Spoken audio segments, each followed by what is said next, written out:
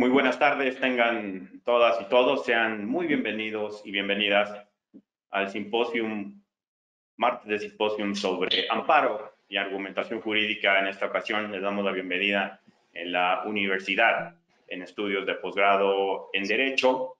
Y el día de hoy tenemos el enorme gusto de tener a brillantes juristas que van a reflexionar sobre algunos de los temas contemporáneos del amparo y la argumentación jurídica, dos temáticas que se entrecruzan, pero que tienen una complejidad muy particular y que tenemos algunos de los más grandes juristas en torno a estos temas, y por eso les agradecemos su asistencia al doctor Ernesto Ramírez Ochoa, al doctor Leopoldo Gama Leiva y al doctor Ramsés Montoya Camarena. Queremos hacer una aclaración que por cuestiones de salud, desafortunadamente el doctor García Morelos tiene un problema muy fuerte en la garganta, no le es posible hablar, y aunque hubiera podido conectarse, pues lamentablemente no ha podido recuperar el habla. Le enviamos un saludo muy afectuoso desde aquí y él les envía las disculpas del caso tanto a nuestros juristas que hoy participarán como a la audiencia que hoy es muy concurrida. Sé que ha generado expectación esta mesa, queremos agradecerles también que se estén ya conectando bastantes personas y comentarles que a nuestros asistentes, a nuestras y nuestros asistentes que pueden participar, pero al final habrá una sesión. Pueden escribir también mientras se vaya desarrollando el diálogo en el chat que tenemos en la aplicación, y pueden hacernos llegar sus dudas, comentarios, sus preguntas, pero también al final habrá oportunidad de una sesión donde puedan preguntar directamente a nuestros grandes ponentes sobre sus participaciones. Por tanto, viendo esta aclaración y agradeciéndoles mucho su asistencia, vamos a iniciar con el primero de nuestros ponentes. Quiero presentar, para iniciar, al doctor Ernesto Ramírez Ochoa. El doctor Ernesto Ramírez Ochoa es doctor en Derecho por el Centro de Investigaciones y Desarrollo del Estado de Michoacán. Además, es maestro en Derecho y especialista en Derecho Constitucional y Amparo por la Universidad Autónoma de Querétaro, licenciado en Derecho por la Universidad Michoacana de San Nicolás de Hidalgo. Actualmente es profesor de la División de Estudios de Posgrado de esa casa de estudios, y ha sido ponente y conferencista en diversos congresos nacionales e internacionales. Recientemente publicó como coordinador de la obra titulada Hablemos del combate a la corrupción. Actualmente, además, es abogado de su firma legal. Bienvenido sea doctor Ernesto Ramírez Ochoa, y por favor tiene hasta 15 minutos para presentar su ponencia. Muchas gracias. Buenas tardes a todos. Agradecerte, Alejandro, la cordial invitación y el gusto de poder disertar algunos minutos sobre temas que son relevantes. Como tú has manifestado, la línea temática está vinculada a la argumentación y al juicio de amparo, que es un tema, sobre todo en estos días que existe tanta controversia en el ámbito jurídico a nivel constitucional, infraconstitucional y convencional.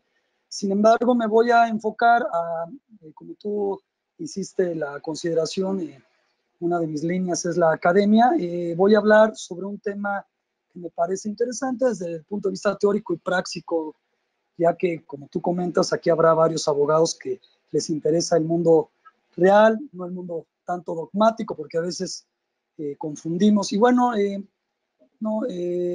titulé mi pequeña disertación sobre los argumentólogos en el ámbito jurídico. ¿Por qué digo argumentólogos? Bueno, en primer lugar, quisiera hacer notar que la teoría de la argumentación, la TAG, como le llaman, pareciera ser que es una moda, pareciera ser que cualquier persona, igual que los medios de comunicación, se ostentan como especialistas en argumentación jurídica.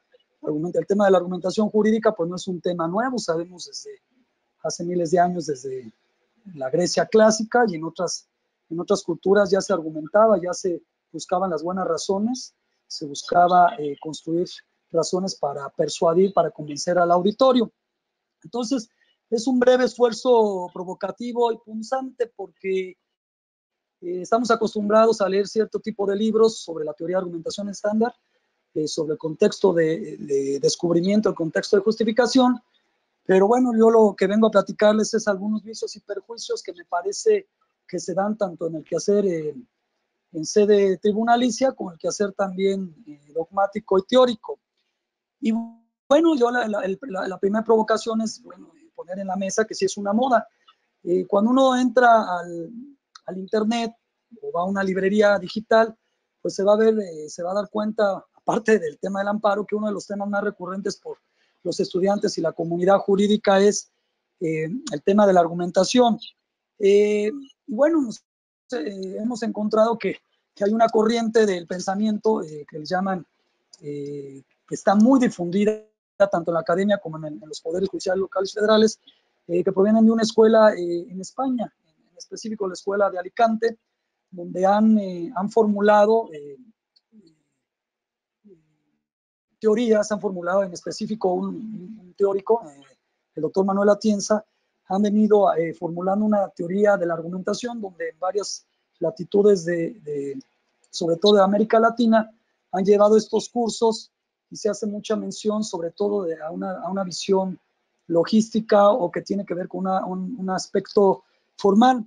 Bueno, en este contexto, nosotros nos encontramos que es necesario para entender estas teorías contemporáneas de la argumentación, que siempre se cita o continuamente también ya en las sentencias en distintos tribunales como el de Colombia, el de Argentina y no se diga el de nuestro país, se citan algunas teorías que pareciera ser que provienen de un corte ilusionista, un corte, se puede decir, hasta mágico. Me refiero a la teoría tan difundida de la teoría de Robert Alexis sobre los pesos, que tiene una visión matemática o un formulismo que pareciera ser que los teóricos o los que llevan estas teorías se han podido disimuladamente insertar en este universo juris, sobre todo en el mundo, me parece, muy formal.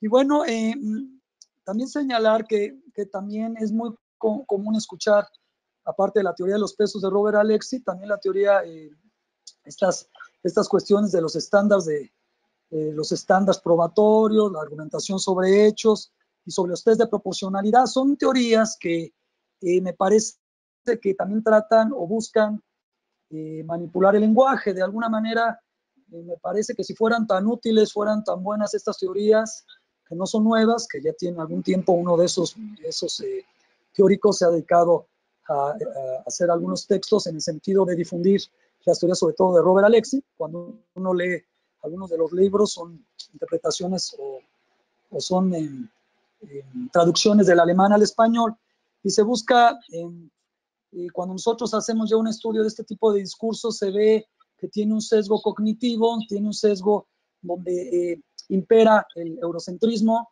impera esta batalla de la lucha viril sobre la forma de entender el derecho y la forma de argumentar en las sentencias. Entonces, una forma hegemónica.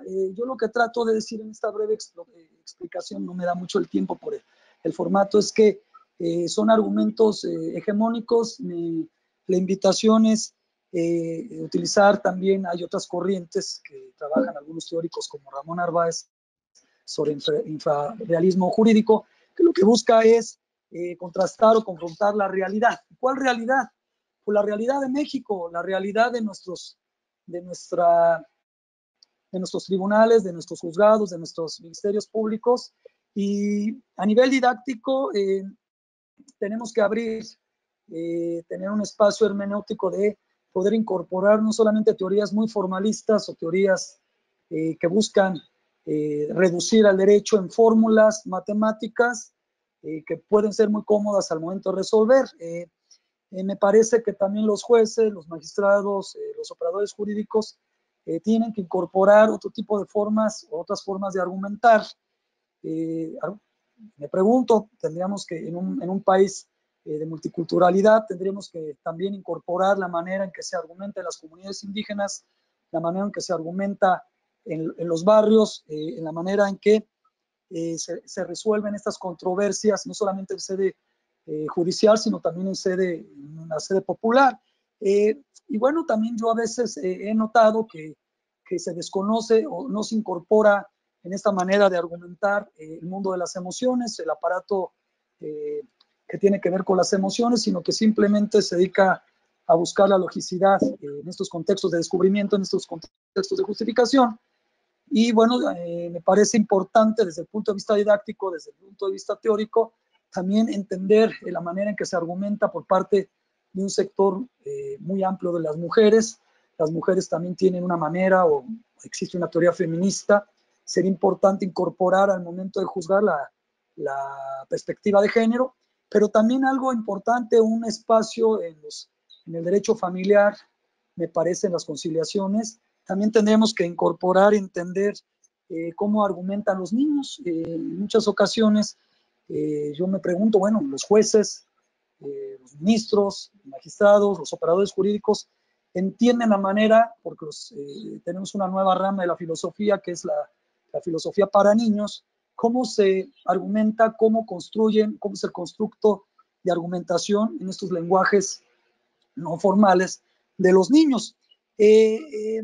Existen teóricos como Enrique Aba, que no provienen de esta corriente alicantina, que ha criticado y ha buscado la manera, él es uruguayo, pero radica en la Universidad Autónoma, en la Universidad de Costa Rica, ha buscado cuáles son los puntos que no tienen que ver mucho con la realidad empírica, y que llega a pensar que estas teorías estándar, estas teorías de la argumentación, son más que todo un producto, hasta se puede decir, mercadológico. Quiero señalar que no tampoco quiero establecer una visión que estoy en contra de este tipo de ideas, o que es negativo llenarse o poderse colmar de ideas nuevas, ideas que provienen de Europa. Es muy importante incorporarlas, pero me parece que también es necesario al discurso jurídico, al tema que nos ocupa, poder entender también otras maneras, otras formas de entender la argumentación que tiene que ver con los problemas reales. Los problemas, me parece que este tipo de teorías a veces llegan a ser cómodas, llegan a ser sencillas, ya que no van al campo real. Es decir, tenemos que entender o tenemos que incorporar también lo que se le llama la argumentación contextual, la argumentación en sede real, en la argumentación que sirve para resolver cuestiones prácticas. Ahora, ¿qué contextualizamos? Pues tenemos que contextualizar a las personas, no solamente contextualizar a los expedientes, no solamente contextualizar las causas, sino que sería necesario incorporar estas cuestiones que les comento de las emociones de las personas, qué sienten las personas, los dramas, porque finalmente las controversias, tanto de carácter constitucional como de carácter penal, son dramas que sufren las personas. A veces me parece que los juzgadores o los operadores o el perfil del jurista se aleja mucho del dolor. No quiero generalizar, pero a veces me parece que la actividad es muy mecánica. Pero bueno, algo importante que sí podemos notar de estas teorías de la argumentación, y en específico la teoría de estándar, y que está también, hay que reconocer, que está generando debate, está generando otras maneras, otras formas de incorporar la argumentación, son las falacias. Me parece que muchos de estos argumentólogos, estos expertos en argumentación, tanto en las universidades como en institutos o en tribunales, no por ser autoridades tendríamos que pensar, tenemos que ser críticos y pensar que también pueden ser falibles. Existe un alto grado de falibilidad también a veces en lo que pudieran construir. Entonces la invitación es, y a través de estas teorías, estas técnicas argumentativas, y también como una herramienta la tópica, la retórica, me parece importante empezar a notar, a poder entender que existen falacias de autoridad, el ad vacuum, porque lo dice tal persona, lo dice tal autoridad. Sería importante empezar a entender que también es falible y hay falacias en la argumentación. Ahora, esta razón predominante, me parece que sí, los estudiantes, los abogados, debemos empezar a ver también que el derecho también es un discurso y existe una hegemonía en el discurso y que hay un interés en que permee el enfoque intelectualista. Quiere decir que muchas de las argumentaciones inician o participan de esta hegemonía o de esta manera de enfoque intelectualista.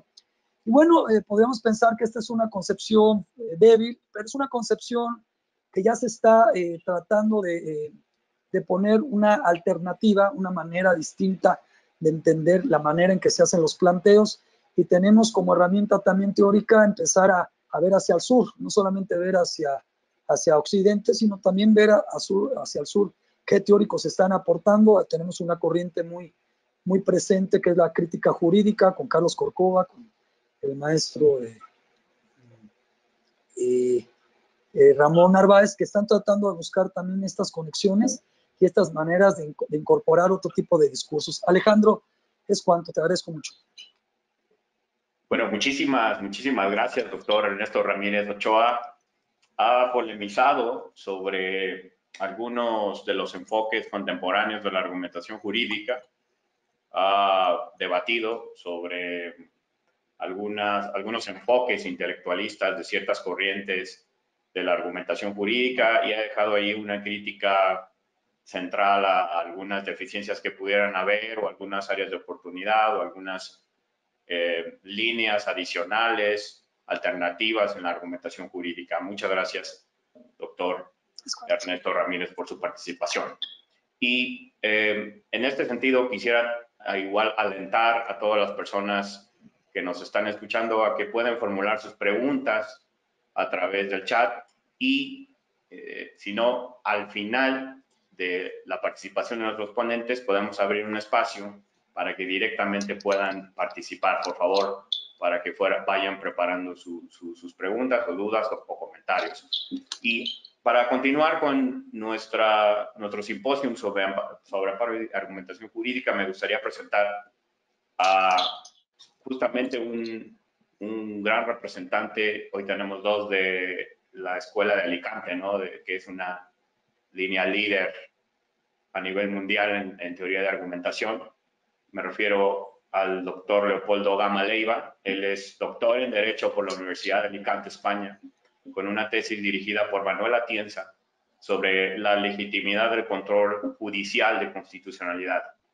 Del año 2002 al 2009 fue profesor investigador del Departamento de Filosofía del Derecho de la Universidad de Alicante e investigador en estudios parlamentarios del Congreso de los Diputados en España.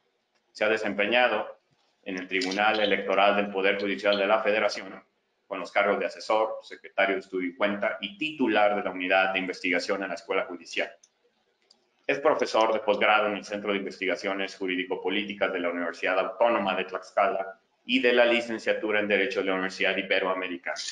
En el año 2019 publicó el libro titulado Derechos, Democracia y Jueces, Modelos de Filosofía Constitucional, bajo la editorial de Marcial Pons de Madrid.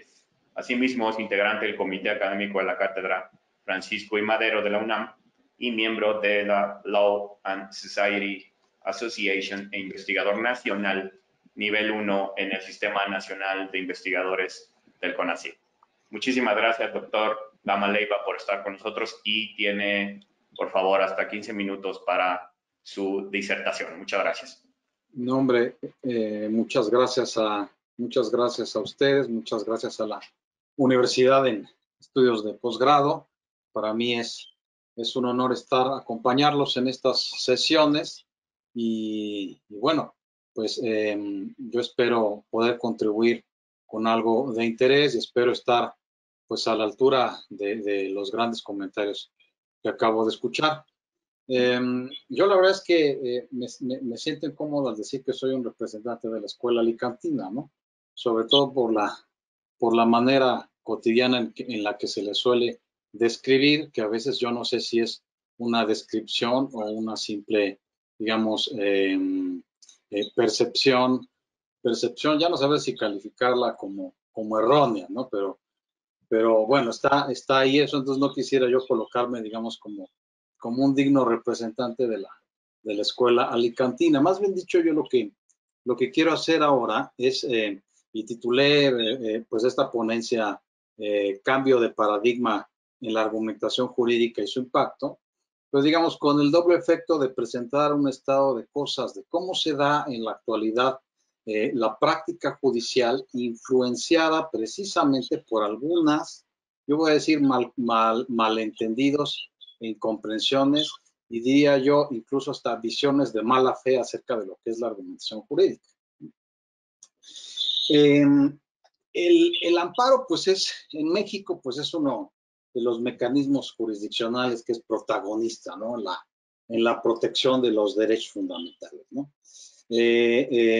Pues es un mecanismo central, ¿no? Como un instrumento para el control de los actos de autoridad y fundamentalmente, pues se dirige en esencia, pues a salvaguardar, pues el contenido, ¿no? El contenido sustantivo que hay en toda constitución, ¿no? Es un instrumento, pues que lo podemos ver desde el punto de vista general que tiende a lograr tanto la justicia formal como sustantiva. El amparo, por este papel, digamos, central, que en algún modo puede entenderse como un mecanismo de control del poder, ¿no?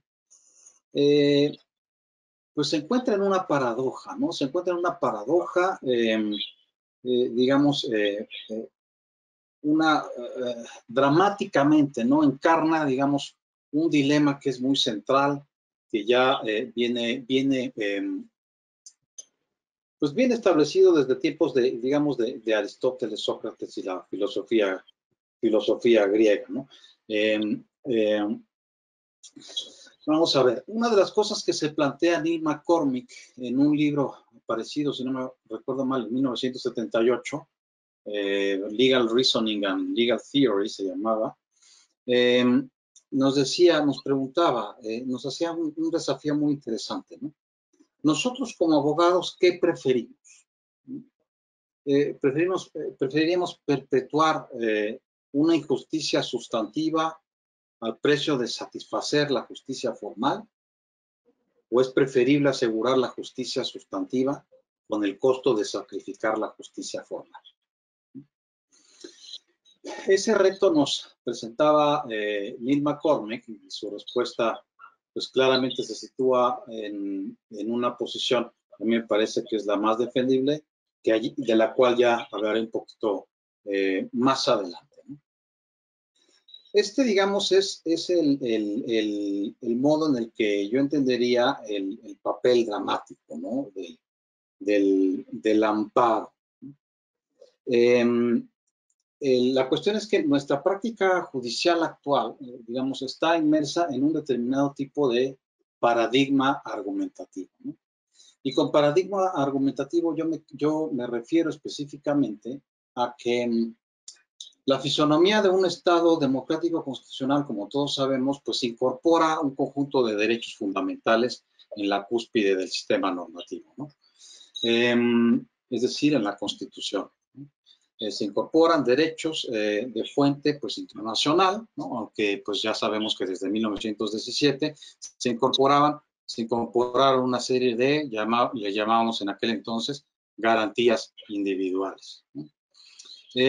Desde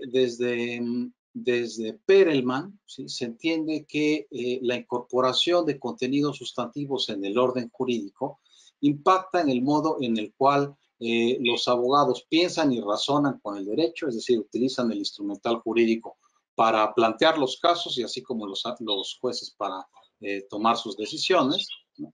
Y al mismo tiempo genera esta constitucionalización de los derechos cambios a nivel estructural, ¿sí?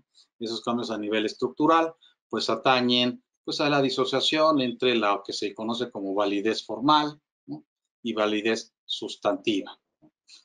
Autores como Luigi Ferrajoli pues son los que han desarrollado muy bien, digamos, este tipo de disociación en los conceptos de validez, que no es lo que yo quiero detenerme ahorita. Lo que quiero detenerme es en el impacto que ha tenido y que tiene la constitucionalización de los derechos, decía yo, en el modo como los abogados piensan y razonan con el derecho y en el modo como los jueces deciden los casos difíciles, que se suele llamar, ¿no? Implica un cambio en el paradigma, digamos, formal, ¿sí? Subjuntivo, lo que se conoce como preocupación por el ámbito de la justificación interna de los argumentos, es decir, pues el clásico silogismo judicial, ¿no? Premisa mayor o premisa normativa, premisa menor o premisa fáctica y conclusión, ¿sí? El cambio de paradigma, motivado por la introducción de derechos fundamentales, implica el paso de un modelo exclusivamente formal a un modelo tanto formal como material. ¿Qué se quiere decir eso? Que ya la justificación interna de los argumentos va a ser insuficiente y en ciertas ocasiones, dependiendo de ciertas circunstancias, va a ser necesario que los jueces fundamenten o den razones acerca de la elección de las premisas que constituyen ese razonamiento silogismo judicial, ¿sí? Entonces, esto implica, pues más o menos, palabras más, palabras menos, pues el paso de, decía yo, un tipo de modelo formal, ¿sí? Al paso a un modelo argumentativo, tanto formal como material. ¿Qué se quiere decir con esto? Pues es una manera de representar la forma como los abogados, de hecho, razonan, ¿no? La tesis es completamente descriptiva. Bueno, entonces decía yo, esta transformación, ¿sí? Nos presenta algunos retos y han surgido a lo largo de estos últimos años algunas corrientes del derecho que, digamos, potenciarían uno de estos aspectos, ¿no? El aspecto más sustantivo del derecho, ¿no? Me refiero prácticamente a concepciones, pues, que se han denominado, ¿no? Lo que conocemos en nuestro ámbito jurídico, ¿no? Como concepciones neoconstitucionalistas, ¿no? A lo largo, digamos, del desarrollo de nuestra cultura jurídica, el neoconstitucionalismo ha encontrado un afianzamiento muy interesante porque ha pretendido erigirse como un modelo teórico que potencia algunas de las virtudes, ¿sí?, de la constitucionalización de los derechos, ¿no?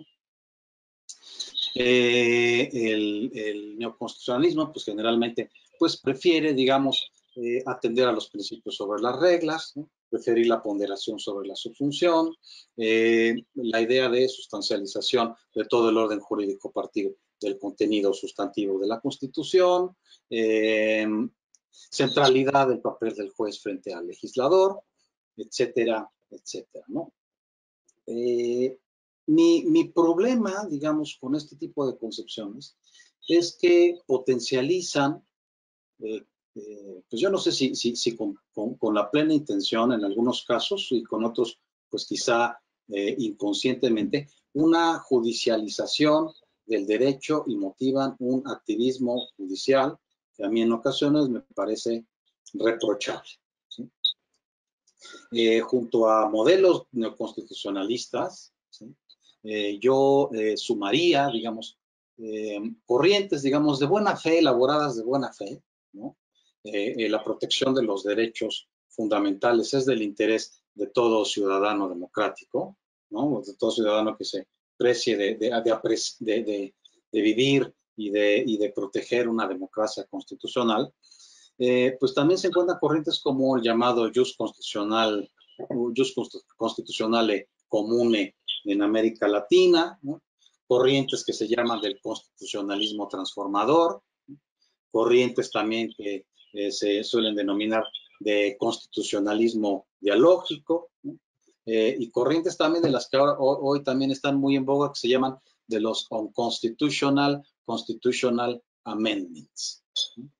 Todas esas, me parece a mí, son concepciones que motivarían, ¿no?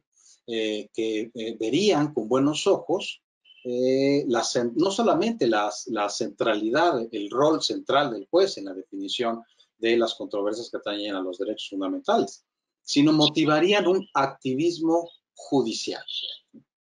un activismo judicial. Entonces, el cambio de paradigma en la argumentación jurídica vendría a estar asociado, digamos, en nuestro contexto cultural a estas corrientes, ¿no? Que potencian, ¿no? Que potencian un activismo judicial extremo, ¿no? Que potencian el uso de la ponderación, que potencian la centralidad de los principios. Y yo, pues,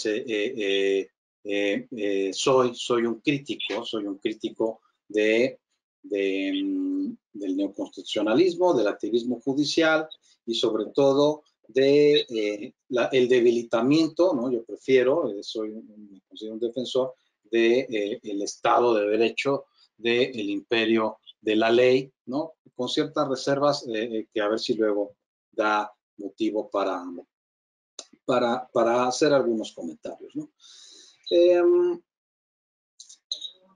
El dilema, digamos, presentado por Neil McCormick, prácticamente los neoconstitucionalistas nos llevarían a preferir en todo momento, ¿sí?, la justicia sustantiva en detrimento de la justicia formal, ¿sí? Y constituyen o se erigen con una pretensión de debilitamiento, digamos, del aspecto autoritativo, formal del derecho. Junto con eso, digamos, se encuentran instrumentos como la famosa ponderación, el test de proporcionalidad, que bueno, como sabemos, echamos un ojo a la historia, pues no fue invención de Robert Alexy, ¿no? El tribunal alemán, desde tiempos pues del imperio prusiano, pues ya había hecho uso del test de proporcionalidad como criterio para evaluar la razonabilidad de la intervención de los actos de autoridad en los derechos fundamentales.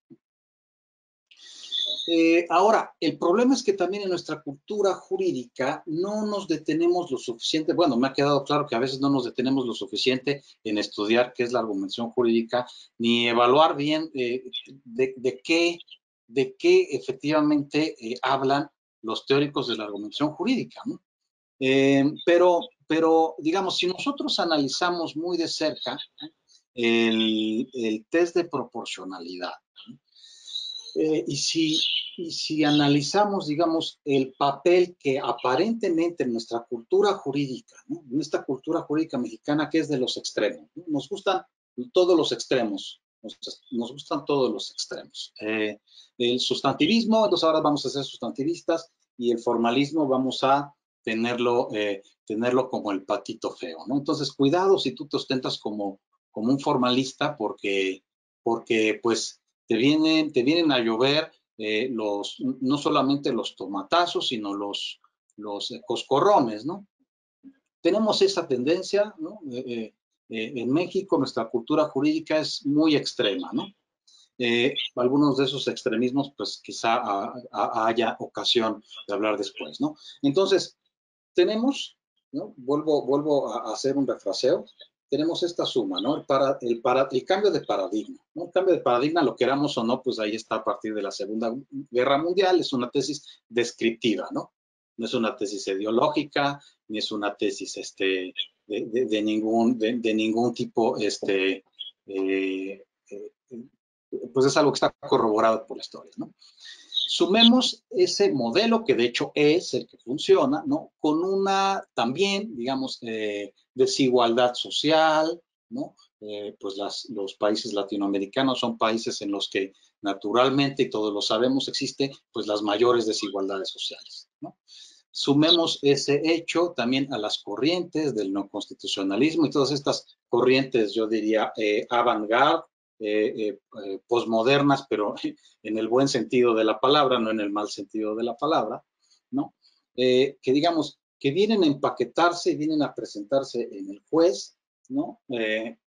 Y le vienen a otorgar un rol central, digamos, en la defensa de los derechos fundamentales, ¿no? Y es ahí donde yo pongo un cierto alto y una cierta cautela. Lo he puesto de relieve en un libro que publiqué en la editorial Marcial Pons. Pero claro, o sea, el problema es que los teóricos del derecho y los teóricos en general de la argumentación jurídica no complementan sus concepciones de los derechos con una concepción o con un concepto de autoridad. De autoridad en el sentido de concepto de autoridad democrática, ¿no? Y en este caso, perdón si no es mi intención agredir si menciono algún autor europeo, ¿no? Pues yo creo que hay un gran consenso en varios autores, a mí me sorprende, ¿no? Digamos, desde precisamente Manuel Atienza, ¿no? Manuel Atienza, Bruno Celano, incluso en cierto modo Jeremy Waldron, ¿no? En la interpretación que yo le hago en mi libro, ¿no? Digamos, la preocupación por el elemento autoritativo en el derecho no se ha visto debilitada, ¿no? Por el auge de las corrientes argumentativas del derecho, ¿no?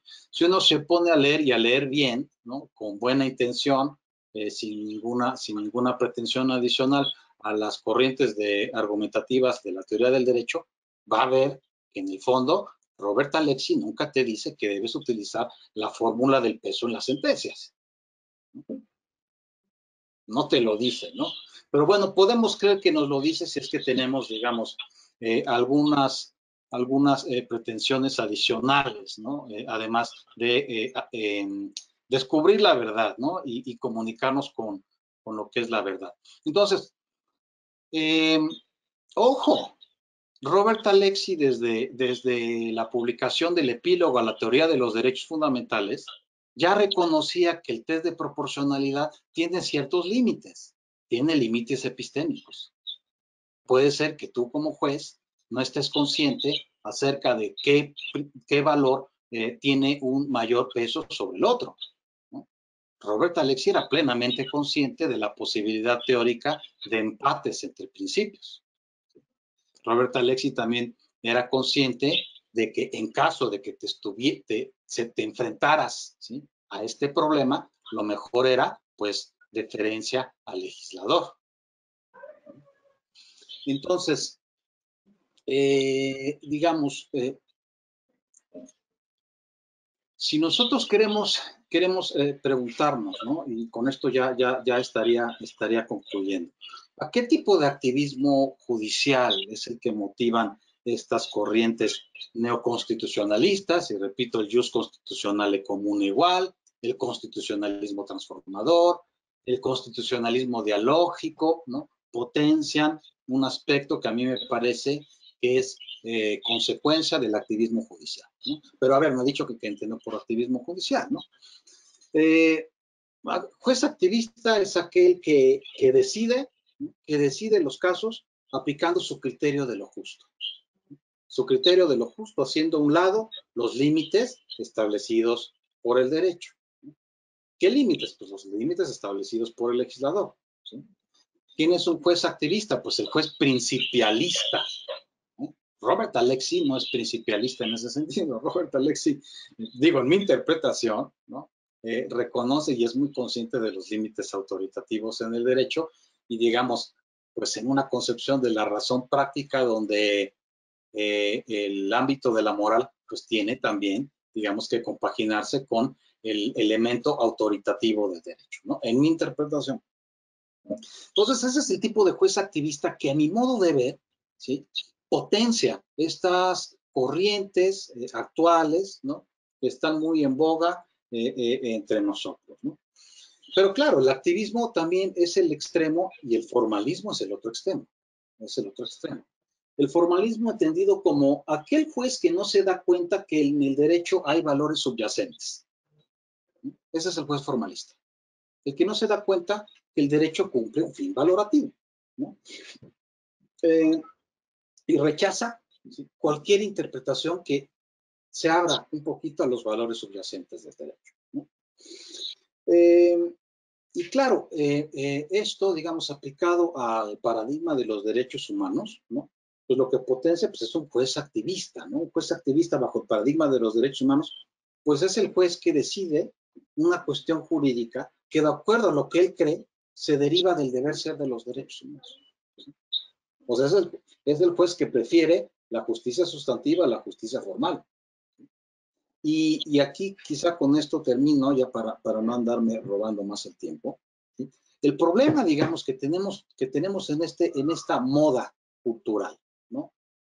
Bueno, en primer lugar, en entender mal lo que la argumentación jurídica material quiere, y también en potenciar, o más bien dicho, en no complementar una teoría de los derechos con una teoría de la autoridad. Lo que sucede es que queremos, ¿sí?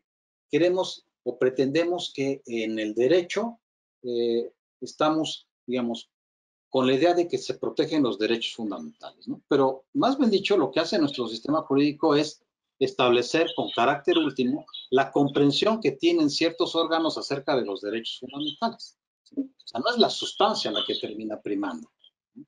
Es, más bien dicho, pues una decisión autoritativa, ¿no? Con eso cerraría yo por el momento y daría la palabra al siguiente ponente. Muchas gracias. Muchísimas gracias, doctor Leopoldo Gama Leiva. Nos ha hecho un recorrido de reflexiones sobre el cambio de paradigma en la argumentación jurídica y el impacto que tendría en la práctica judicial.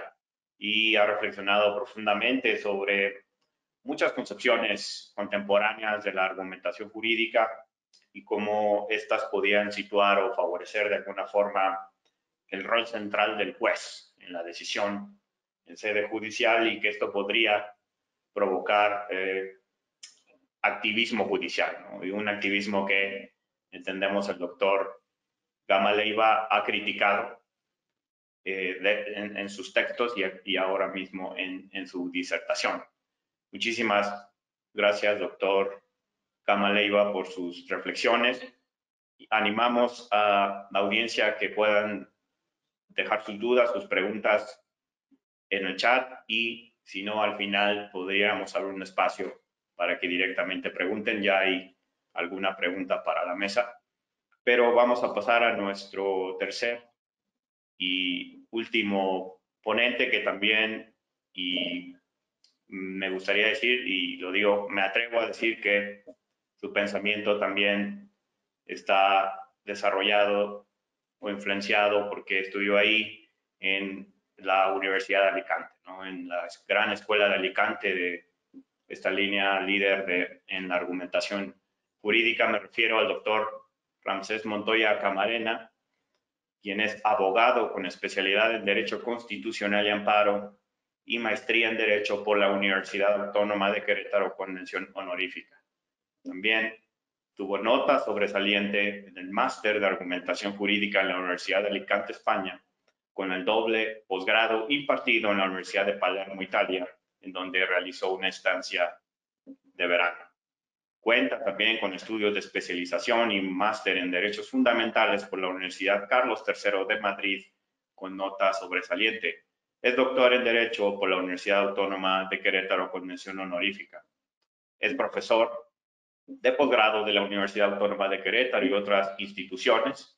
Es fundador de la Red Iberoamericana de Argumentación Jurídica, de donde forma parte del comité académico. Cuenta con más de 20 publicaciones en libros y revistas arbitradas en México, en Colombia, en España, en Argentina. Ha sido 2 veces ganador del concurso Género y Justicia que organiza la Suprema Corte de Justicia de la Nación de México y las Naciones Unidas. Es SNI, investigador nacional en México. Muchísimas gracias por estar con nosotros, doctor Ramsés Montoya, y puede participar hasta por 15 minutos, por favor. Muchas gracias. Muchísimas gracias, maestro.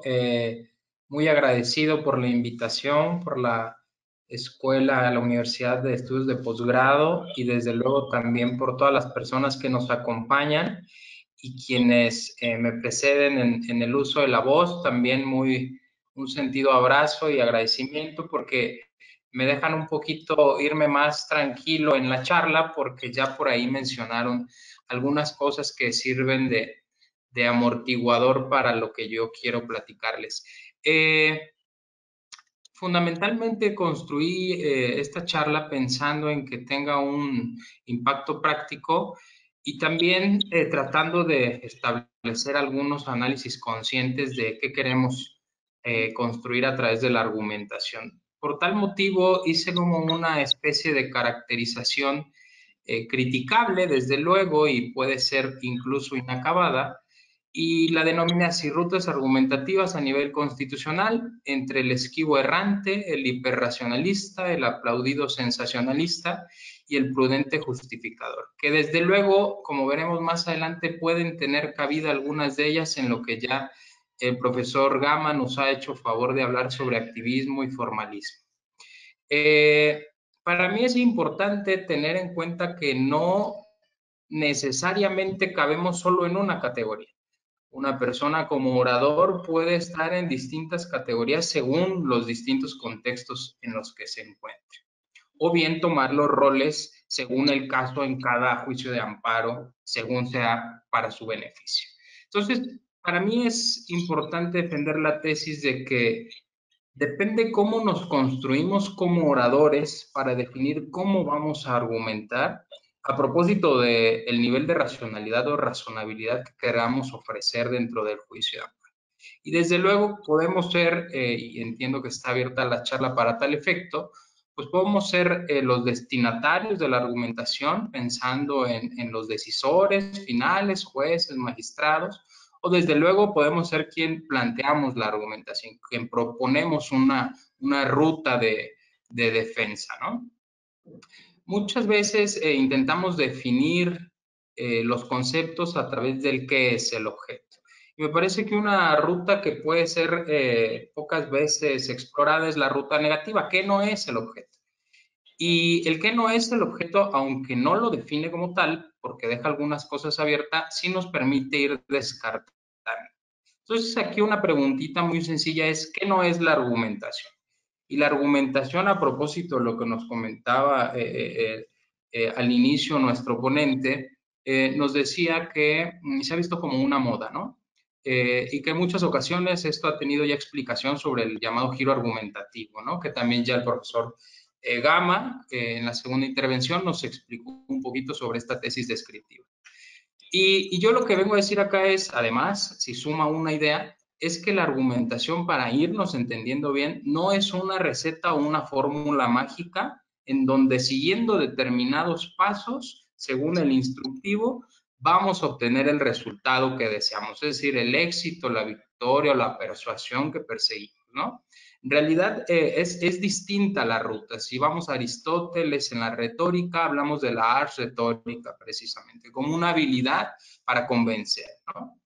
Y digamos, ese arte es el desarrollo de una habilidad que con el tiempo, la experiencia va acumulando una serie de actitudes, disposiciones, saberes, técnicas, observaciones, en fin, que van proporcionando precisamente esas herramientas para ejecutarla cada vez mejor.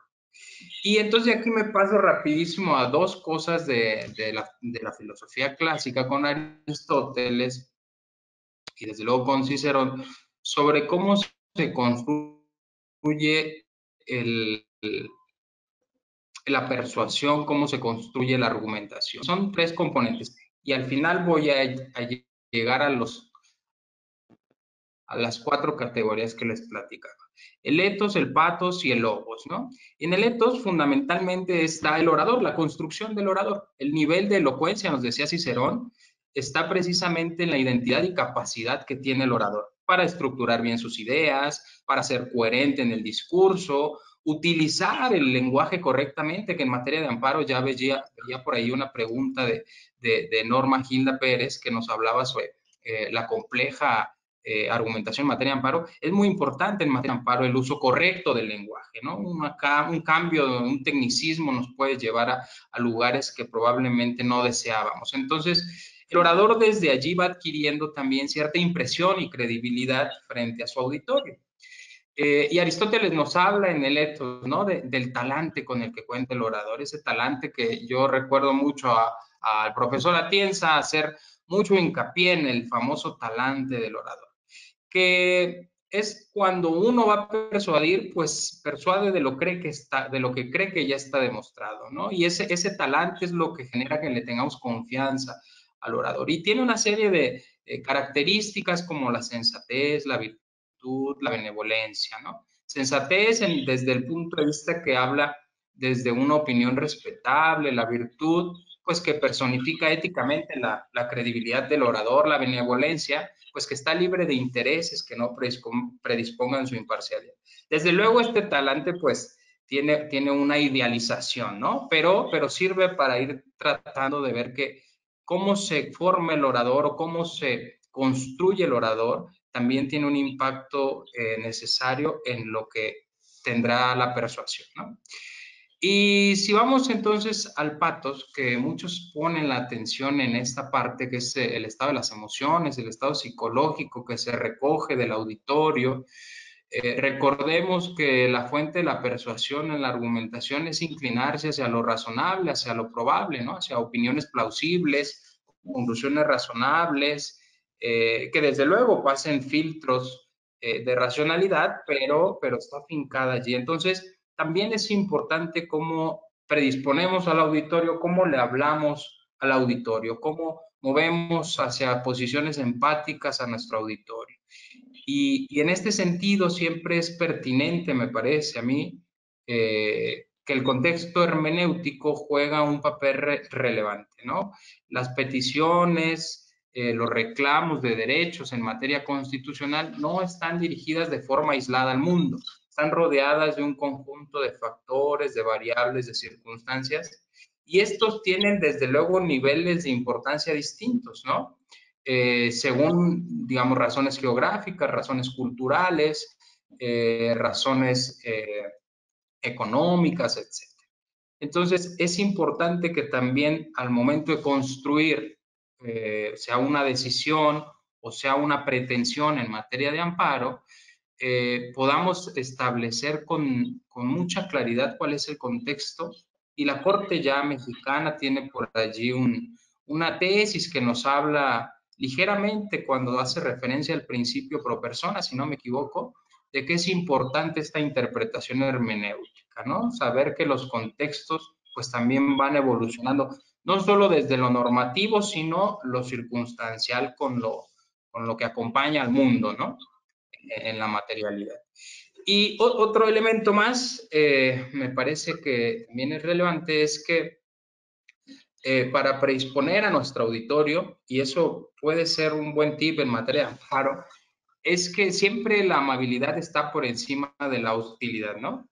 Y digo que quizá es relevante en materia de amparo porque al final del día es la última instancia que tiene el ciudadano de a pie, que tienen las personas, que considera que es el último lugar donde probablemente ya van a hacer caso de sus reclamos.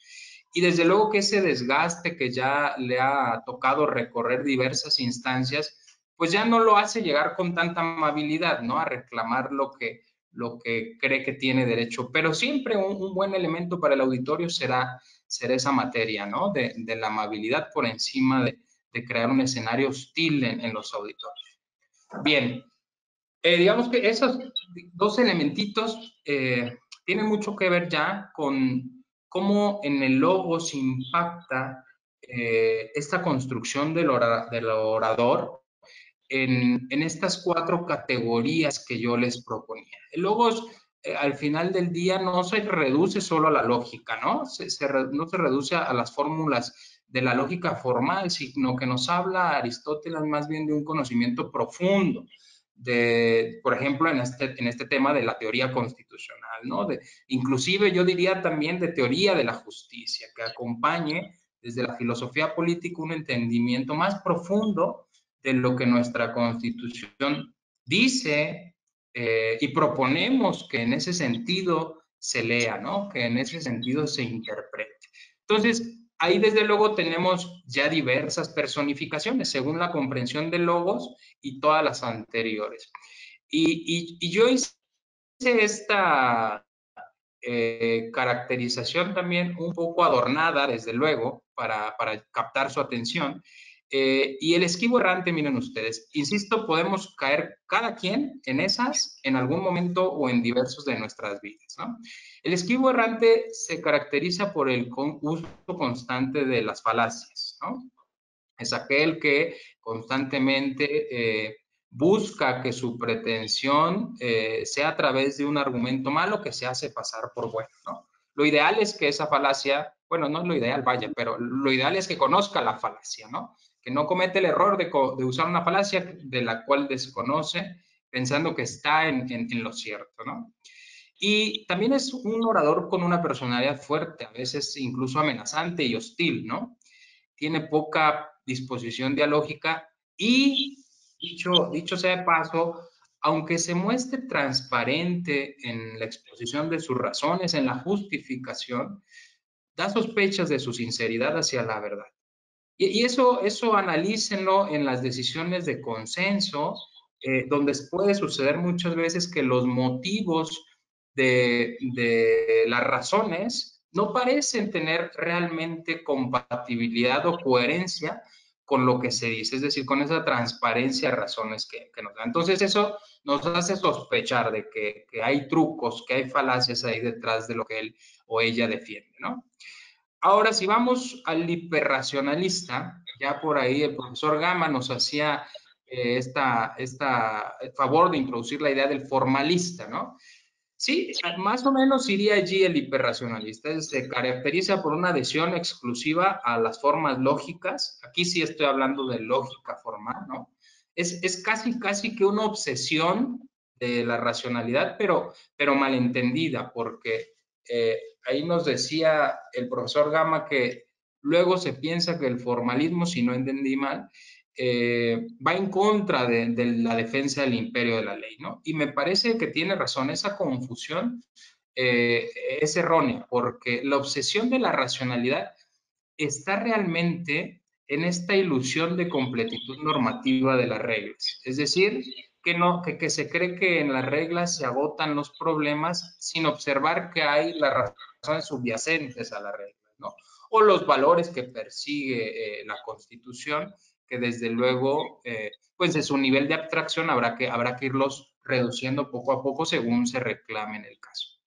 Y paso al que él hablaba también, pero yo con otra categoría, que es el aplaudido sensacionalista. Y de este puede haber muchos en muchos casos, ¿eh? Y hay, incluso a nivel internacional, muchos que pueden caber allí, digamos, en materia judicial. Se caracteriza exactamente por un activismo deliberadamente artificioso. Y hablo de artificioso porque hay una vanidad de reflectores que le hacen usar los amortiguadores interpretativos para superponerse al legislador, ¿no? Es decir, esta noción autoritativa del derecho parece que le es lo menos y entonces le imprime unos rasgos fuertemente ideológicos. Desde luego puede estar anclada en estos reflectores vanidosos, o bien, que sería lo peor, en esta inconsciencia de saber que su actitud activista es deliberadamente incoherente con la autoridad del derecho, ¿no? Y lo peor acá también es algo que ya algunos autores han explorado, es que cuando pensamos en activistas, pensamos en jueces que maximizan, ¿no? Son los jueces liberales que maximizan, pero no, también están el modo conservador, los minimalistas que pueden ir en retroceso.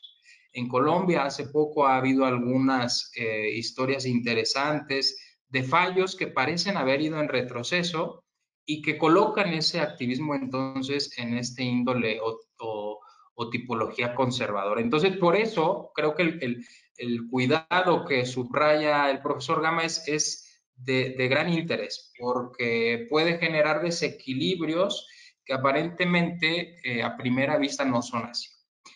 Y luego, como el ideal, desde luego, pensando en cómo llamarle, pues le llamé el prudente justificador, ¿no? Como el equilibrio de lo que podríamos esperar de un orador. Su fuente está en un concepto de equidad aristotélica, ¿no? Es retrospectivo, en la medida que esto es posible, más que un consecuencialista que esté pensando en qué sucederá con su decisión, más bien es como un abductivo hermenéutico, hace ejercicios de contexto, se trata de anticipar en la medida de las probabilidades razonables, se identifica con ciertas corrientes igualitarias, quizá es empático con las injusticias, pero sin dejar de reconocerle la autoridad del derecho y sabiendo también y voy a poner algún par de ejemplos en materia de amparo, sabiendo también que hay otros canales a través de los cuales se puede conseguir lo que en amparo se está reclamando. Y entonces es observador de esa parte, aunque es empático con la injusticia, sabe que ahí no es la vía y entonces no va a convertir el amparo en el remedio absoluto de todos los reclamos, ¿no? Y bueno, suele guardar ciertas distancias, o sería lo ideal, con los reflectores, pero se involucra con las discusiones académicas que sean críticas. ¿A qué tipo de escenarios me refiero? Y sé que van a generar mucha discusión, pero me refiero a, no es lo mismo en una decisión de amparo ordenar que se construya bajo cualquier circunstancia, no me quiero meter en tecnicismos, pero vamos a pensar, ordenar que se construya una escuela completa en una ranchería, eso no es lo mismo a garantizarle en el caso concreto a una persona el acceso a la educación a través de, no sé, un centro comunitario, ¿no? O sea, ahí, si lo vemos con cuidado, ordenar la construcción de la escuela en una ranchería es una decisión que aparentemente maximiza, ¿no? Que aparentemente maximiza el acceso a ciertos derechos sociales, pero en cierta medida también detrás puede generar sospechas sobre el diálogo que debe de tener con el legislador, de no superponerse al legislador, ¿no?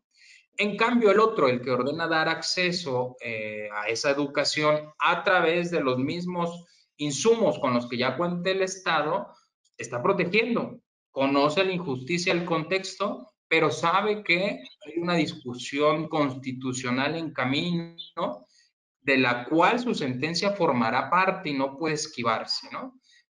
Aquí nada más recordando un poquito a Nino, que él hablaba de algún concepto llamado lo segundo mejor, él decía hay que optar por la segunda mejor decisión porque va a formar parte de todo el orden constitucional, ¿no? Entonces, una decisión tan elevada como la construcción frente a una que dé acceso, hay que medirla también hacia el futuro qué impacto tendrá, ¿no?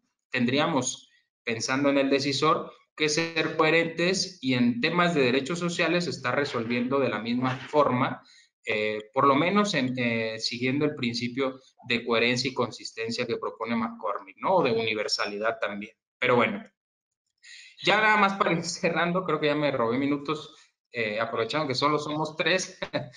Yo lo que les diría a los que se preocupan del amparo, pues es que efectivamente hay como un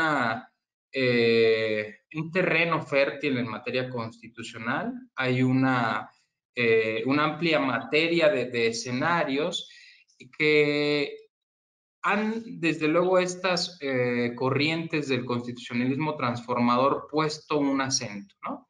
Pero tampoco son, digamos, exclusivas de estos, digamos, de estos teóricos, sino que son compartidas a nivel Latinoamérica, a nivel Europa, etc. Y yo pienso algo así como una termodinámica discursiva en el terreno constitucional, es decir, hacia dónde enfocar las energías de los derechos para tener un poquito de mayor equilibrio en materias prioritarias que permitan a la colectividad estar mejor. Y quiero mencionar rápido cuáles serían a mi juicio. En materia de género, ¿no? Igualdad en materia de género, y ahí entran montones de conflictos, ¿no? Violencia, impunidad, etc. También en una liberación laboral y justicia social, porque allí tenemos, como vemos a causa de la pandemia, un amplio hueco del bienestar social, ¿no? Si no tenemos una justicia social en materia, digamos ya de judicialización, vamos a tener también esta brecha de insatisfacción de las distintas partes de la sociedad.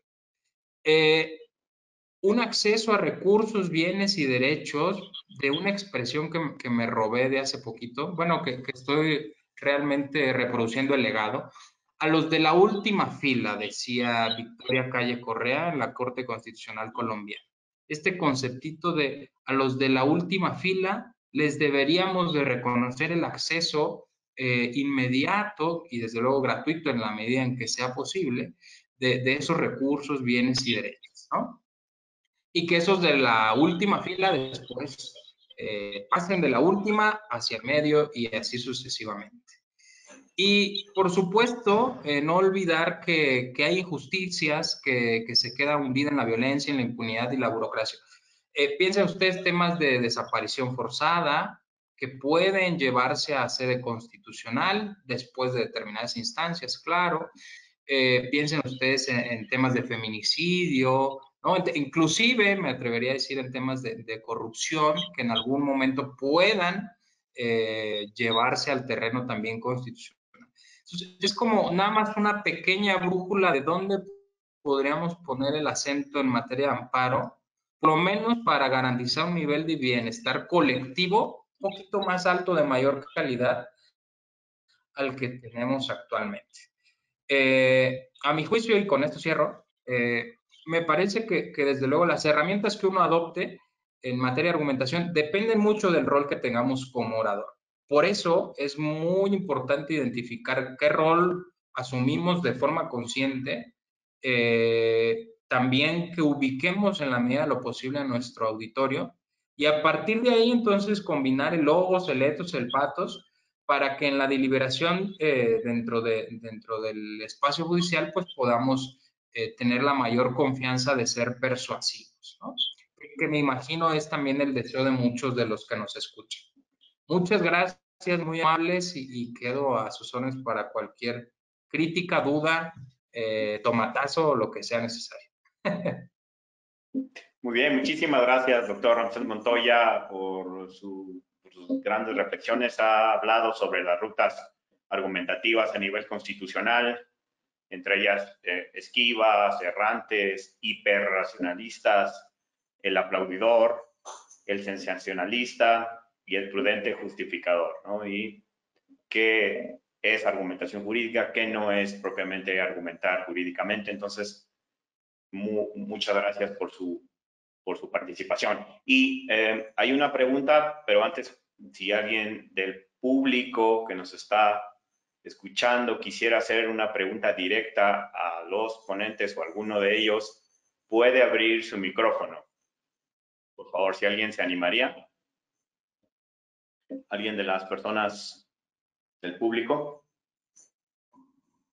Bueno, si no, mientras la pregunta que nos llegó, perdón, ¿alguien ahí? Mientras... Perdón, sí, ¿podría hacer una pregunta? Es que no sé si está fallando mi micrófono, disculpen. No, se escucha bien. Adelante, por favor. Adelante, por favor. Hola, ¿qué tal? Buenas tardes.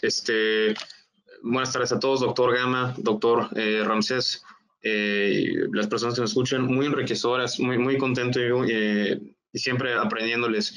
Yo quisiera tener alguna, digamos, a cualquiera de los dos ponentes me gustaría saber qué opinión tienen respecto del último que dijo el doctor Ramsés, también en el sentido de esta segunda mejor opción en términos de Carlos Santiago Nino, y también que viene de Neil McCormick. De hecho, curiosamente estaba leyendo en la tarde su libro Razonamiento Jurídico y Teoría del Derecho sobre la argumentación consecuencialista, ¿no? Que prácticamente ahí los juzgadores y aterrizándolo al sistema common law, lo que buscan ahí es, pues precisamente, que tomar una decisión, en un caso en concreto, que tenga, al menos desde una perspectiva, las mejores consecuencias sociales para el futuro, ¿no? A partir de ahí, Frederick Schauer menciona lo mismo también en su libro, y que esto viene inclusive desde Lord Coke, sin entenderlo como si fuera una teoría utilitarista. En este tenor, y la pregunta es, en nuestro sistema jurídico y precisamente en el contexto mexicano, podríamos decir que los juzgadores mexicanos, y aterrizando al Poder Judicial de la Federación en todas las instancias, desde jueces de distrito hasta la Suprema Corte, incluyendo también, si queremos, el Tribunal Electoral, ¿tienen esa visión consecuencialista de la argumentación jurídica o es puramente alguna naturaleza del common law por la teoría que nos ponen estos autores? Y si pudiera hacer una segunda, ¿qué opinión a ustedes les merecería? Que creo que, hablando de un paradigma nuevo de la argumentación jurídica, creo que nos la teoría y práctica de la argumentación jurídica está muy aterrizada más en sí a la argumentación judicial. Creo que hemos dejado un poco la importancia y la necesidad de la argumentación legislativa y algo que yo considero un principio de razonabilidad de los funcionarios públicos. La argumentación que dan los servidores públicos dentro de la administración pública federal, estatal o municipal. Perdón si me explayé, nada más esas son mis intervenciones y mis preocupaciones, ¿no? Muchísimas gracias a todos. Muchas gracias y si gustan, por favor, en orden de aparición, el doctor, bueno, como lo dirigió al doctor Gama Leiva y al doctor Ramsés Montoya, y si quiere al final el doctor Ernesto Ramírez hacer algún comentario, por favor. De acuerdo, muchísimas gracias y la verdad es que muy interesante la pregunta. La verdad es que no sé qué respuesta necesita el que la formuló, porque al parecer tiene más respuestas que uno. Yo por mi parte, y quizá aquí Ramsés pueda ver más lejos que yo. A ver, sí, efectivamente, la tesis de lo segundo mejor en Carlos Nino, efectivamente así está desarrollada. Es una tesis, digamos, que se introduce en su esquema de pensamiento cuando se propone pensar, o más bien dicho, trazar los puentes entre el derecho y la política. Nino lo que nos dice es que hay que pensar el rol del juez como un rol, digamos, que depende de la actividad de otros jueces, es decir, es una actividad colectiva, ¿no? Una actividad colectiva cuyo resultado tú no vas a controlar, ¿no? Bueno, excepto el juez, que en términos de Ramsés, ahora no recuerdo cuál fue el término, que yo lo llamo narcisista. El narcisista cree que tiene el control absolutamente sobre todo, ¿no? Pero bueno, dejando de lado esos ejemplos de los cuales quizá tengamos algunos ejemplares de carne y hueso, efectivamente lo que decía Nino es, en este tipo de empresas, ¿sí?, colectivas, donde tú no tienes control sobre el resultado final, y para ello Nino hacía una analogía entre la racionalidad colectiva de los jueces y, por ejemplo, el modelo que utiliza John Rawls de la orquesta, ¿no? John Rawls habla de la orquesta, ¿no?, que tú eres un músico, pues que no tienes control sobre la obra que tú estás interpretando, ¿no? Y Nino habla sobre una analogía que a mí me parece preciosa, ¿no?, por su capacidad, digamos, descriptiva, que es la construcción de una catedral, ¿no?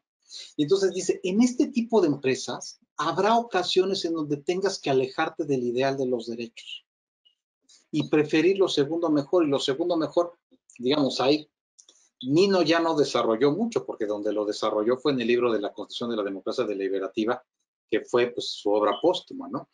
Pero, digamos, podríamos rellenar, ¿no? ¿Qué es lo segundo mejor? Pues el pacto constitucional. No sé, por poner un ejemplo, ¿no? Y esto yo lo he discutido con otras personas. Por ejemplo, España, el tema que ahorita la tiene sumida, ¿no? En una disparidad ideológica, política y jurídica también. Pues quizá preferir la conservación de la corona sea lo segundo mejor a tratar de rehacer absolutamente todo. Ese es el mejor ejemplo. En lugar mejor de que te cargues todo el sistema con una nueva decisión, ¿no? Pues mejor hay que conservarla si es lo mejor, segundo mejor que nos pueda aproximar, digamos, a un ideal. Eso sería más o menos la idea de Nino. La segunda vertiente ya no capté mucho, quizá ahí Ramsés, con el que yo la verdad es que no sabía que podría coincidir tanto con alguien en una presentación. Creo que con Ramsés coincido demasiado, que no tiene que ver realmente con de dónde proviene él y de dónde provengo yo. Yo llegué a estas mismas conclusiones, pero desde el lado de la filosofía y teoría política, ¿no? Y entonces es curioso cómo diversas perspectivas, ¿no?, se pueden completar hacia las mismas ideas, ¿no? Yo hasta ahí, digamos, ya para no monopolizar el micrófono, diría yo eso de Nino, ¿no? Muchas gracias. Muchas gracias. Bueno, ya la respuesta prácticamente a esa está muy aterrizada y tampoco ahondaría más, salvo pues decir que eso de quizá en las mejores consecuencias de las que hablaba, de quien nos dirigió la pregunta, muchas gracias. También hablar de la posibilidad, ¿no? O sea, de la posibilidad real de esas consecuencias para replicarlas, vaya. ¿no? Y aquí creo que hace un ratito decía también, porque pues eso tiene que ver con la universalidad y la coherencia de la decisión, que además estaría muy unida al compromiso de sinceridad del orador, ¿no? No anclada en la vanidad y en los reflectores o en el narcisismo que ya nos decía el profesor Gama, que desde luego replicar esa misma decisión en las consecuencias posibles también sea posible, ¿no? Entonces, creo que por ahí podríamos tener como una medición de lo que nos preguntan. Y sobre esta duda de lo que pasa en la administración, yo diría que, o sea, que es un tema que nos aqueja en todos lados. Inclusive aqueja al Poder Judicial, no solo a la administración. Y parte del compromiso habría de ser no solo la formación y capacitación constante, como de este tipo de ejercicios que organiza el maestro Alejandro Díaz, sino que también permita que en la experiencia, como decía la argumentación pues es un arte que se va desarrollando la habilidad con la experiencia, y en esa experiencia de la constante reflexión consciente nos permitirá también saber qué orador somos, ¿no? Quizá en el reclamo de fondo está, por decir, ¿no? Según lo entiendo, no hay un desarrollo argumentativo adecuado desde la administración. Eso quizá puede estar, por decirlo, en el formalismo, ¿no? En la tendencia al formalismo. El problema es que el que es formalista no es consciente de que es formalista, no se ha arropado en el formalismo, ¿no? Porque quizá no tiene muy bien o muy claro los límites de dónde está una caracterización y otra. Entonces, quizás una apuesta sea por la constancia, pero la experiencia también consciente de cómo se vive la argumentación. Con esto, y solo para salvar, no quiero decir que en el mundo ideal de la judicatura, pues claro, a lo mejor el prudente justificador sería el deseable, ¿no? En la idealización. Pero tampoco quiero descartar que los otros tres escenarios que yo había descrito, el hiperracionalista, el sensacionalista, el esquivo, no sean útiles para los fines de persuasión que puede perseguir un postulante, ¿no? O sea, también lo que yo no quiero decir es que hay un modelo único a seguir, porque probablemente los reclamos de un postulante tengan que llegar a veces por otro modelo que no sea el de la prudencia justificadora, ¿no? Aunque utilice parte de la prudente justificación, ¿no? Perfecto. Muchas gracias por la pregunta, que la verdad es que estuvo muy buena. Muchas gracias. Muchas gracias. Y si tuviera algún comentario el doctor Ernesto Ramírez, o pasaríamos a otra pregunta, doctor Ernesto Ramírez, si tuviera algún comentario.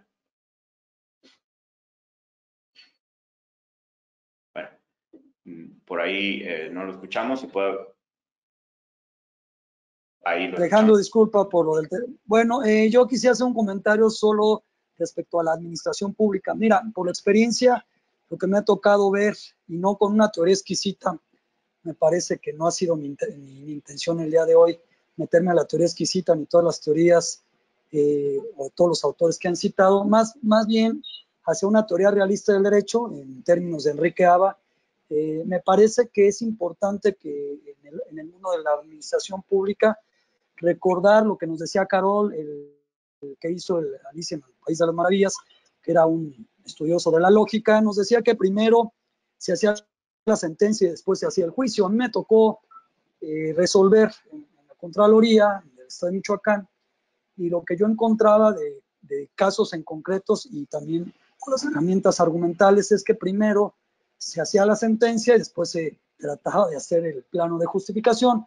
Entonces me parece que sí es muy importante dentro de la administración pública, ahorita lo estamos viendo con asuntos relevantes en el tema de la lucha contra la corrupción, es que hemos visto casos de la Secretaría de la Función Pública, de las auditorías superiores, que no tienen ningún test de razonabilidad, ni no tienen ningún encuadre dentro de estas teorías exquisitas. Y si nos vamos a la teoría realista, la teoría del mundo de los litigantes, al mundo de cómo se construyen las resoluciones, pues nos vamos a dar cuenta que al interior están elementos extraños o elementos que tienen que ver con cuestiones políticas, cuestiones coyunturales, y que también para todos los que nos están escuchando, todos los que les interesa el tema de la argumentación jurídica, es que no todo pasa por el matiz de razonabilidad, porque para la teoría exquisita todo lo que tiene que ver para darle un mayor nivel de abstracción o nivel de logicidad o de complejidad, inmediatamente meten esa carta de la razonabilidad. Yo les quería comentar, compañeros, que tenemos que confrontar también con la teoría realista, la teoría que tiene que ver con lo que realmente hacen los tribunales o cómo piensan los operadores de los sistemas jurídicos. Muchas gracias. Muchas gracias, doctor. Y bueno, ¿alguien más que quisiera hacer uso puede abrir su micrófono y directamente preguntarle a nuestros ponentes? ¿Alguien más? ¿Alguien más? Si no, quería también comentar que nos llegó una pregunta por chat y que creo que es interesante leer, de Gilda Pérez. Reflexiona sobre, considerando lo dicho aquí, pregunta sobre si el amparo sería un recurso idóneo y qué efectos tendría la compleja forma de argumentar que se exige en este recurso. Y entiendo yo y agregaría, bueno, qué efectos tendría entonces las diferentes visiones de argumentación para decidir en sede judicial sobre las resoluciones de amparo y la complejidad que lo envuelve. ¿Qué opinan? Si quieren, igual, primero el doctor Leopoldo Gama, después el doctor Ramsés y al final el doctor Ernesto. Por favor. Sí, muchas gracias. Bueno, se ha discutido mucho. Yo en este ámbito no tengo mucho que decir. Yo tiene bastante tiempo que no litigo, prácticamente más de 20 años. Y entonces, digamos, no estoy sensibilizado efectivamente pues en la eficacia del instrumento del amparo, ¿no? Sí creo que necesita una reforma. Sí creo que hay mucho ritualismo. Pero claro, es que ese ritualismo también viene del lado de una comprensión previa que tienen los jueces. Hay cierta formación y necesitamos, digamos, aquí reconstruir, ¿no? Prefiero hablar de reconstruir en lugar de deconstruir. El posmodernismo no se me da. Hay que reconstruir nuestra educación judicial. La situación, digamos, es más, yo me atrevería a decir el hecho de que a través de una reforma constitucional, ¿sí? Acaecida pues hace casi 10 años, ¿sí? Se haya querido venir a introducir este nuevo cambio, ¿sí? Nos dice mucho, ¿sí? Acerca de que quizá en el fondo el amparo no terminó siendo, no sé si en sí mismo tal y como está concebido, sino en su forma de practicarlo como un elemento lo suficientemente eficaz para proteger los derechos fundamentales. Yo creo que hay mucho de esa parte, que en la práctica, ¿sí? No hicimos de él, ¿sí?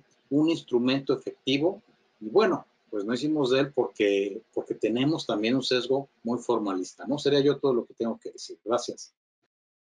Muchas gracias. Muchas gracias.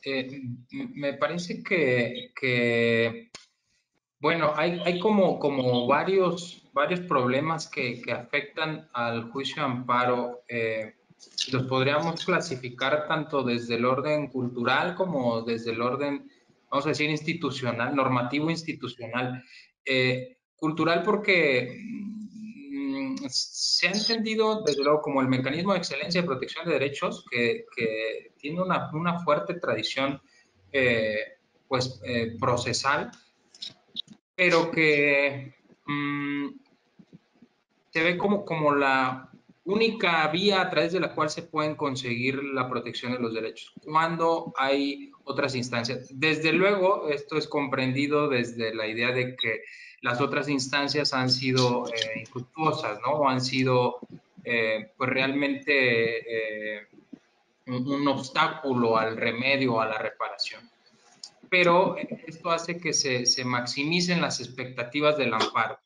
Y el amparo tendría ya que poner quizá algunos candados, no quiero decir obstáculos al acceso a la justicia, pero sí algunos candados para evitar seguir transmitiendo esta idea cultural, ¿no? O encontrar algún mecanismo distinto, porque la vía remedial lo único que hace es congestionar los aparatos judiciales federales sin responsabilizar tanto quizá las autoridades inmediatas, ¿no? cuando lo más deseable es que pues puedan ser las autoridades quienes inmediatamente reaccionen a la protección. Eso por un lado.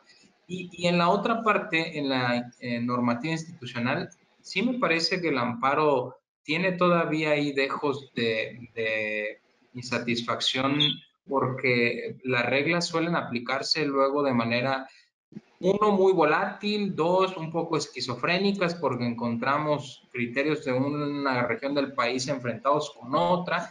Eso nos permite que en el mismo problema unos sí tengan acceso y otros no.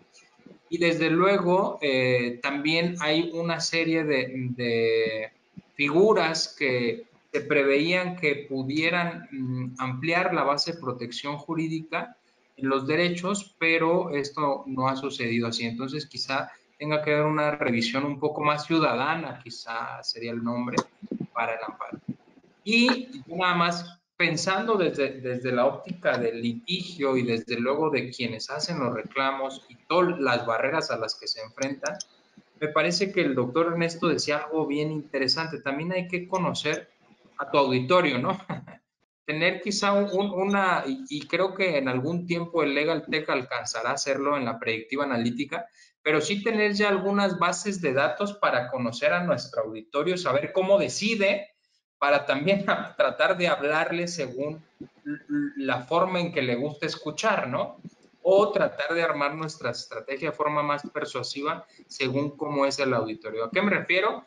Conocer más o menos determinados jueces, determinados circuitos, cómo deciden, por qué deciden así, y eso sea pues una base de datos a la que tengan acceso los abogados, que les sirva como un insumo legal y autorizado, pues para construir también sus argumentos, ¿no?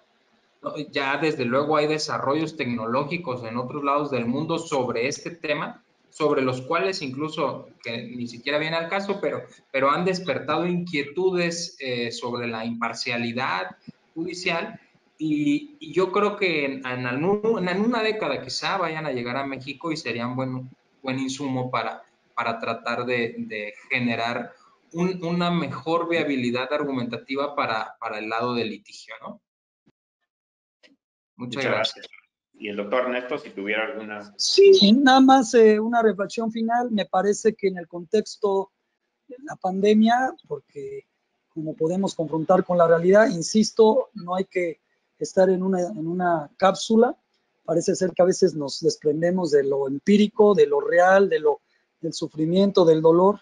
Y yo les quisiera comentar que ahora con la pandemia se presta la reflexión de también, como manifiesta el doctor Montoya, de incorporar las nuevas tecnologías. Yo he visto mucho en las redes sociales, he visto muchos académicos hablando de la inteligencia artificial,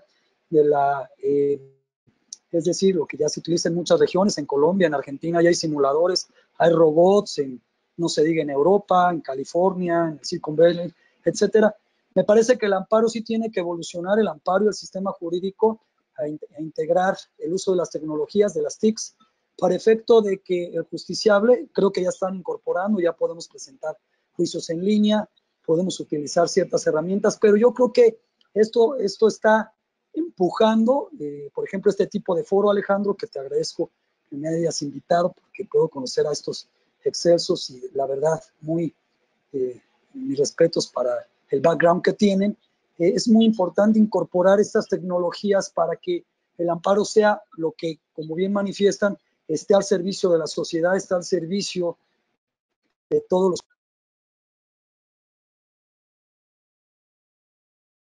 Perdón, creo que tuvimos un problema con el doctor Ernesto y bueno, sí, una disculpa. Y si alguien más tuviera alguna pregunta, tendríamos espacio, si no, por ahí alguien que quisiera. Bueno, si no, pues finalmente quisiera agradecerles, creo que ha sido una gran mesa de discusión en torno a la argumentación jurídica, al amparo, y agradecerles profundamente a nuestros tres ponentes. Quiero que sepan que son tres de los más grandes exponentes en la argumentación jurídica que tiene nuestro país, el doctor Ernesto Ramírez, el doctor Leopoldo Gama, el doctor Ramsés Montoya, y queremos agradecerle a nombre de la Universidad en estudios de posgrado en Derecho, el poder acudir a este simposio sobre la argumentación jurídica dentro de nuestros programas de simposio. Queremos recordarle al público que en nuestra casa de estudios tenemos la especialidad en amparo y argumentación jurídica y pueden contactarnos para tener información sobre este programa, y les hemos dado una muestra con 3 de los más grandes juristas en esta materia. Queremos agradecerle, muchísimas gracias, doctores, muchísimas gracias por estar aquí al auditorio y nos veremos hasta en otra oportunidad. Muchas gracias. A ustedes muchas gracias, un placer. Gracias. Y un gusto conocer a los colegas también. Muchísimas gracias por la oportunidad. Muchas gracias a todos y a todas que nos acompañaron, igual a los ponentes por acompañarnos y sus valiosas aportaciones, y maestro Alejandro Díaz, a sus órdenes de nuevo y muy agradecido por la invitación.